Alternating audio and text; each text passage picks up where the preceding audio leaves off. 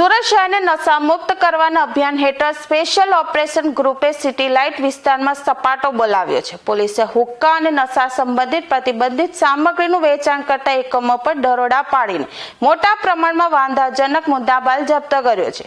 દરોડા દરમિયાન પોલીસને ઘટના સ્થળેથી માત્ર ગોગો પેપર જ નહીં પરંતુ નશાકારક પદાર્થો માપવા માટેનો વજન કાંટો અને ડ્રગ્સ લેવા માટે ઉપયોગમાં લેવાતી ખાસ પટ્ટીઓ પણ મળી આવી છે। પોલીસની આ કાર્યવાહી માત્ર જપ્તી સુધી સીમિત નથી। એસઓજીએ હવે એક ડગલું આગળ વધીને આડકતરી રીતે નશાના રવાડે ચડેલા યુવાનોને બચાવવા માટે આયોજન કર્યું છે।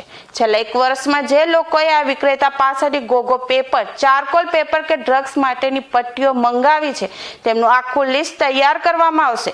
પોલીસ આ ગ્રાહકોનો સંપર્ક કરીને તેમનું કાઉન્સેલિંગ કરશે જેથી તેઓ નશાની ગર્તામાં ન ધકેલાય। આ તપાસમાં પોલીસનો મુખ્ય હેતુ એ છે કે આ પ્રતિબંધિત નશાકારક પદાર્થો અને સામગ્રી સુરતમાં કોણ સપ્લાય કરે છે।